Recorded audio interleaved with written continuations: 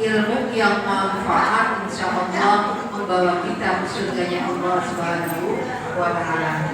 Sekali lagi, mari sama-sama kita lanjutkan acara kita dengan sama-sama mendengarkan tausiah yang akan disampaikan oleh Al-Mukarram Al-Ustaz Muhammad Sifa Reza Ramadan SHI SPD. Kepada Ustaz waktu disediakan. Allahumma sholli ala Sayyidina Muhammad. Takbir.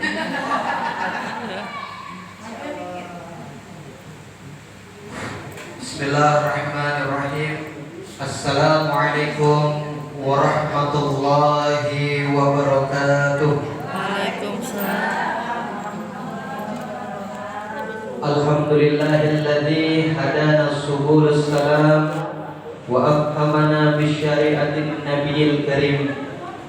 Ashhadu an la ilaha illallah wahdahu la syarika lah dzul jalali wal ikram. Wa ashhadu anna sayyidana wa nabiyyana Muhammadan abduhu wa rasuluh. Allahumma salli wa sallim wa barik ala sayyidina Muhammadin wa ala alihi wa sahbihi ajma'in, amma ba'du. Subhanaka la ilma lana illa ma 'allamtana innaka antal alimul hakim. Rabbi ishrah li sadri wa yassir li amri wa hlul 'uqdatam min lisani yafqahu qawli.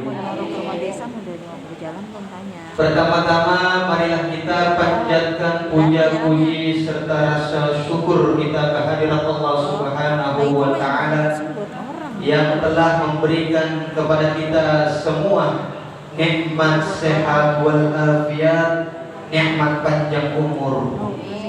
Yang paling utama adalah nikmat iman dan Islam kita, sehingga kita dapat berkumpul, bermuajahah, bertatap muka dalam rangka talabul ilmi fardhatun ala kulli muslimin wal muslimat.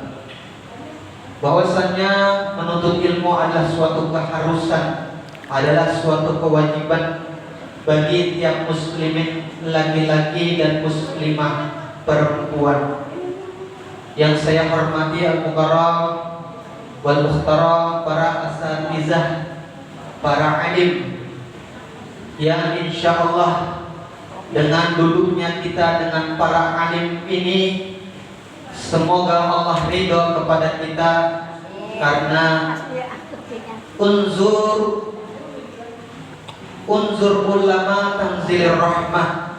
Unzur ulama adalah ibadah.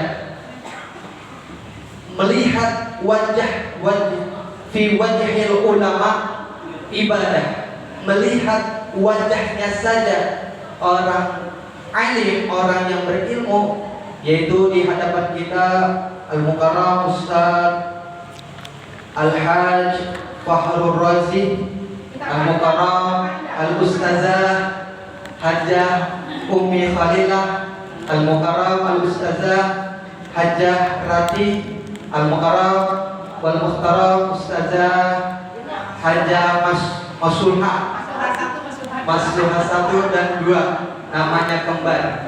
Yang insya Allah kita semua kita mengharapkan bersama-sama, mengharapkan ridho Allah Subhanahu wa Ta'ala. Salawat serta salam mari kita limpah curahkan kepada junjungan Nabi besar kita, Nabi Muhammad sallallahu alaihi wasallam, serta keluarga dan para sahabatnya. Mudah-mudahan kita semua selaku umatnya kelak mendapatkan syafaatul uzma di yaumil kiamat nanti. Amin ya rabbal alamin. Allahumma khaffif ala ummati syakarat. Ini adalah doa Nabi terhadap umatnya. Allahumma syafa'ata ala ummati min ahlil kabair. Ya Allah, ringankanlah bagi umatku, yaitu dalam menghadapi syakarat. Sakitnya sakarat huwa qadrus salasa mi'ati darbatin bisayfi. Sakitnya sakaratul maut itu yaitu kata Nabi 300 tusukan pedang yang menancap di tubuh kita. Maka Nabi berdoa, Allahumma khaffif ala ummati syakarat. Ya Allah, ringankanlah atau bebaskanlah umatku yang taat kepada Allah Subhanahu wa taala, menaati Allah dan Rasulnya. Maka Rasul meminta, siapa orang umat dari umatnya Nabi Muhammad, maka dibebaskan daripada syakarat. Allahumma syafa'ata ala ummati min ahlil kabair. Ya Allah, berikanlah syafaat yang syafaat ini tidak dimiliki nabi-nabi lain kecuali aku ya Allah.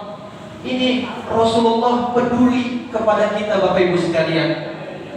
Maka Rasulullah meminta untuk diberikan mandat agar Rasul memberikan syafaat kepada umatnya baginda Rasulullah Shallallahu Alaihi Wasallam.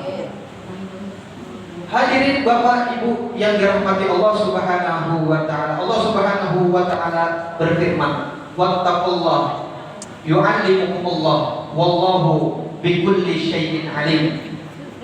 Bertakwalah kepada Allah Subhanahu wa taala, dan dengan bertakwa ini kita semua diberikan pemahaman dari Allah Subhanahu wa taala. Bu, jadi modalnya takwa saja, Bu. Kita tidak dituntut untuk pinter, Bu. Karena betapa banyak orang yang pinter akhirnya keblinger. Pinter di dunia buat apa, Bu? Akan tetapi yang bagusnya adalah bahwa semua yang kita jalani dipertanggungjawabkan oleh Allah Subhanahu wa taala. Wallahu ya'lamu bizatis sudur. Allah mengetahui hati-hati Bapak Ibu sekalian. Dengan maksud kemari tujuannya apa, untuk mengaji, Allah tahu, Bu, hati-hati kita. Maka itu kita tanamkan ketakwaan, satu ketakwaan kepada Allah Subhanahu wa taala, mengefek pada kehidupan kita sehari-hari. Bila mana kita bertakwa kepada Allah Subhanahu wa taala, Allah akan memberikan pemahaman. Rasulullah Shallallahu Alaihi Wasallam bersabda, man yuridullah bihi khairan yufaqihu fid din. Barang siapa yang Allah kehendaki kebaikan, maka Allah Subhanahu wa taala memahamkan Bapak Ibu semua dengan pemahaman agama. Bapak Ibu sekalian yang dirahmati Allah Subhanahu wa taala, rutinitas kita di hari Sabtu ini sebetulnya Ustaz Safrizal sudah ada di tengah-tengah kita. Namun tadi beliau menyampaikan kepada saya untuk dibadalkan. Beliau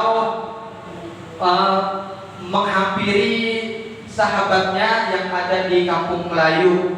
Kemudian dia berpesan kepada saya untuk dibadalkan sementara. Nah, insya Allah di minggu selanjutnya, insya Allah di hari Sabtu minggu depan, insya Allah beliau dapat menghadiri bersama-sama dengan kita. Bapak Ibu yang dirahmati Allah Subhanahu wa taala, wa qala Rasulullah sallallahu alaihi wasallam, man talabul ilma kanat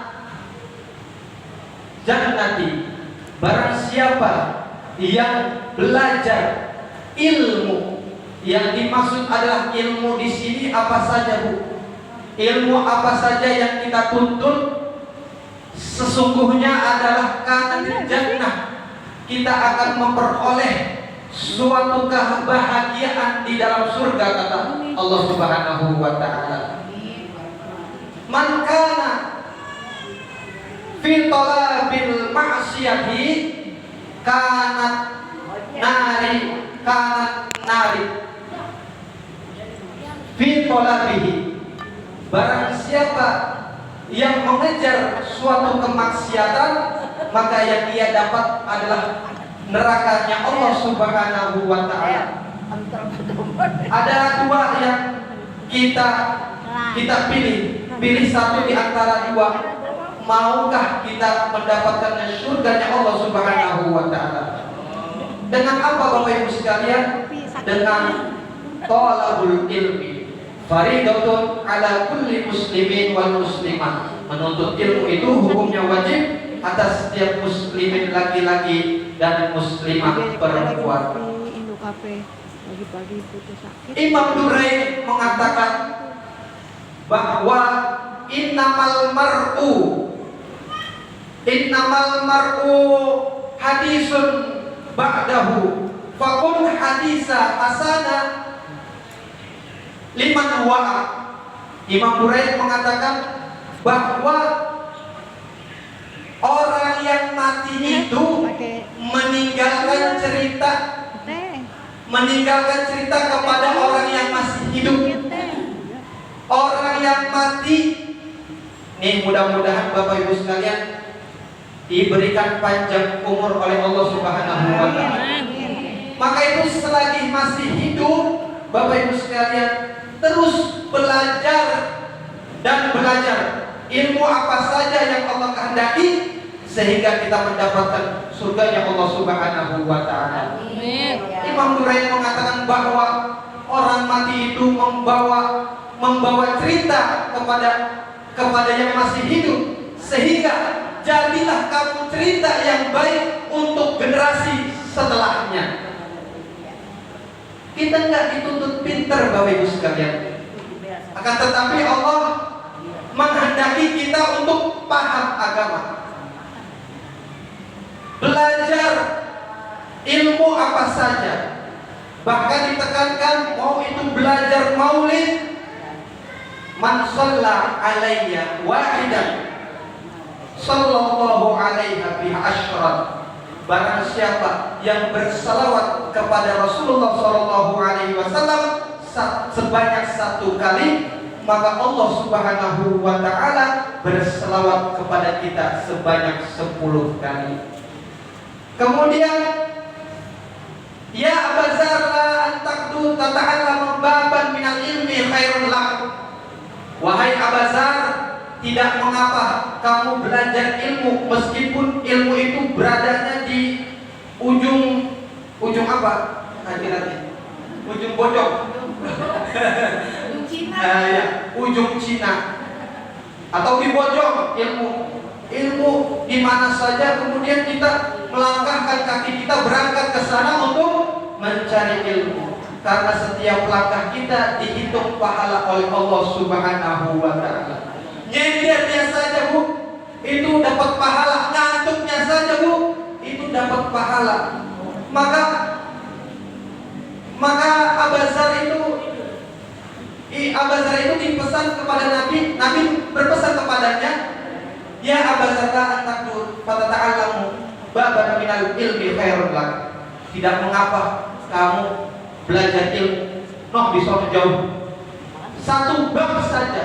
Tafakkaru sa'atan, bahwa belajar sejam saja khairun amali sittina sana, lebih baik daripada amal kita 60 tahun Bu. Belajar 1 jam saja itu lebih baik daripada amal kita sebanyak 60 tahun. Coba bayangkan Bapak Ibu sekalian.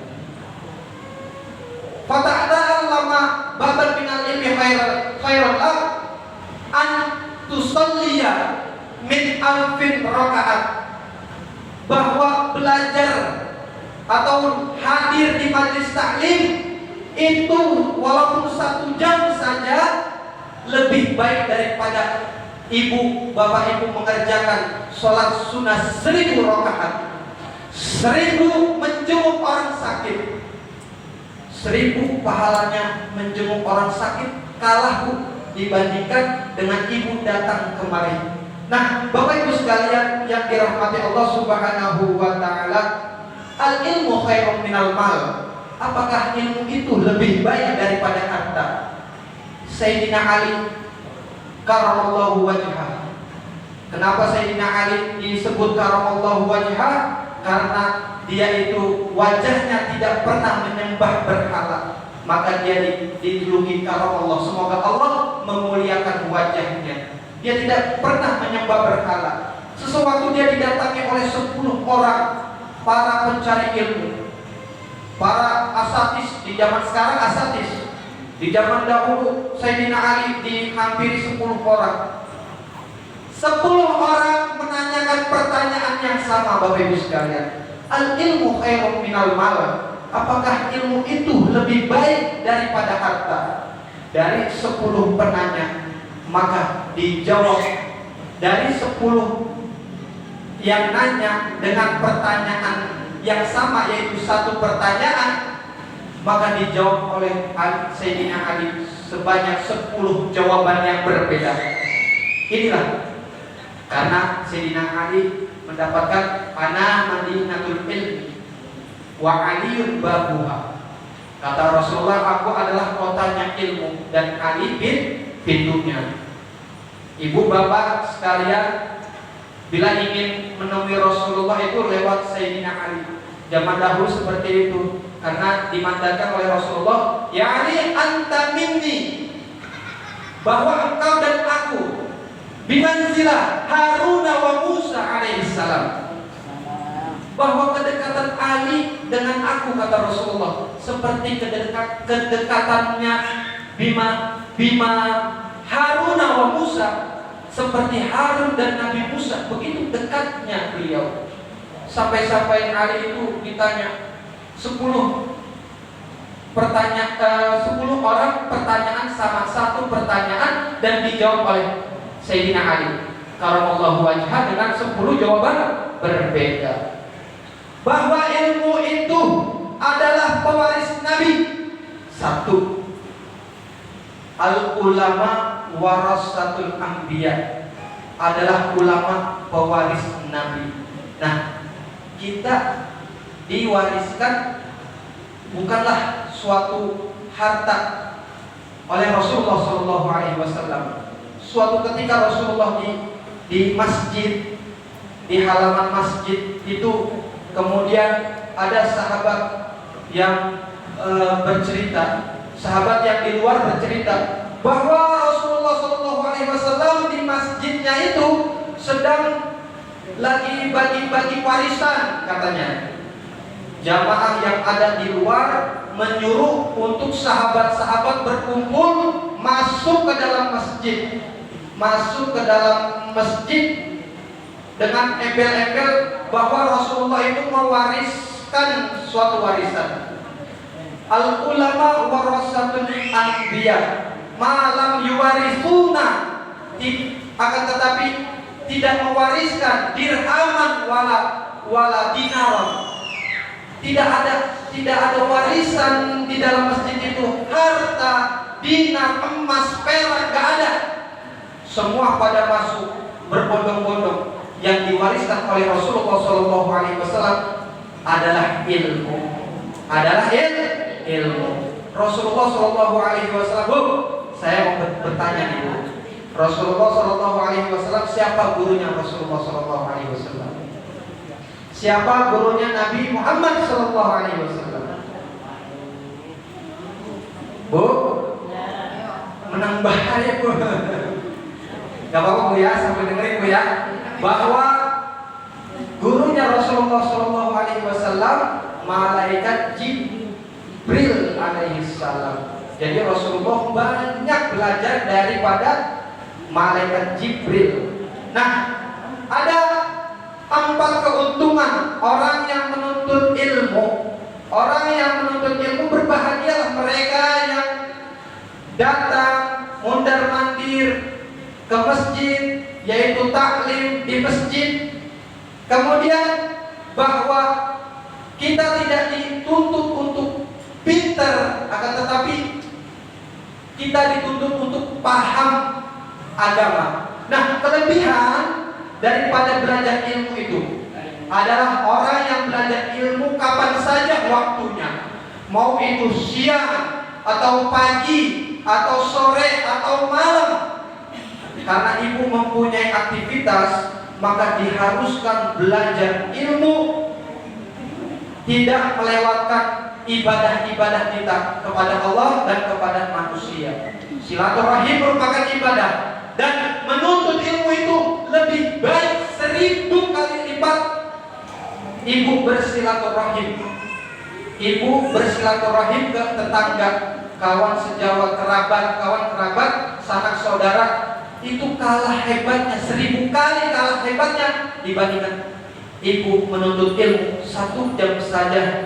1 jam saja yang ibu menuntut ilmu itu lebih baik daripada 1000 menjenguk orang sakit, 1000 silaturahim, 1000 melayani orang yang meninggal, 1000 ibu melaksanakan sholat sunnah sebanyak 1000 kali. Nah, Bapak Ibu sekalian yang dirahmati Allah Subhanahu wa Ta'ala, satu, bahwa ilmu itu kapan saja dan ilmu adalah pewaris Nabi. Kemudian ilmu itu menjaga harta dan pemiliknya.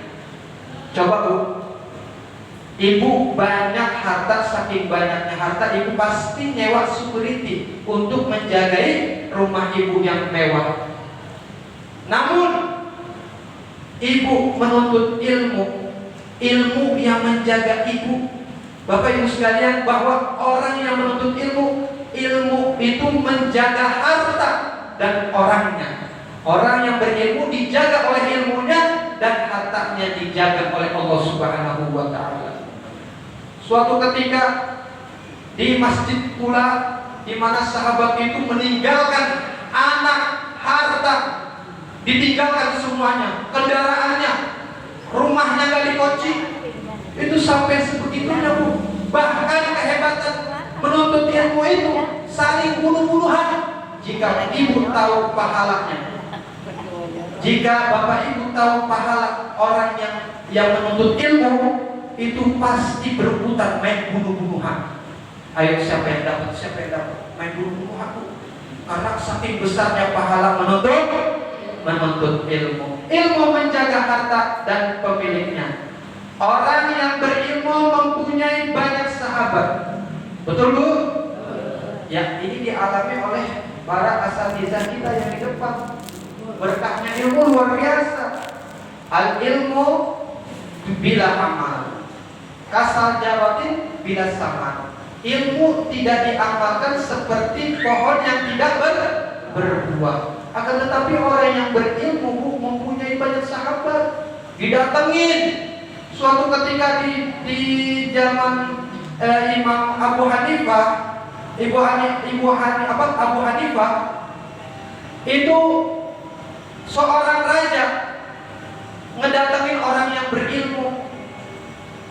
Hai menteri, cari orang yang berilmu. Saya ingin anak saya memiliki ilmu. Anak saya ingin belajar, atau anak saya taruh ke tempat orang yang berilmu. Apa kata orang yang berilmu? Al ilmu ya'ti wa la yu'ta alaihi. Orang yang berilmu itu didatengin, bukan yang kita yang. Orang yang berilmu didatengin, bukan orang ilmu yang datang kepada kita. Kita terbalik zaman sekarang Bu. Terbalik. Orang yang berilmu, walaupun ustazah kita berada di sana, kita nyamperin. Bogor ya. Walaupun ustazah Hajarati di Bogor, nyamperin. Itu utama ilmu. Bukan ustazah nyamperin ibu-ibu sekalian. Nyamperin. Al ilmu ya'ti wa la yu'ta alaih. Orang yang berilmu itu disamperin, didatengin. Bukan beliau datang kemari.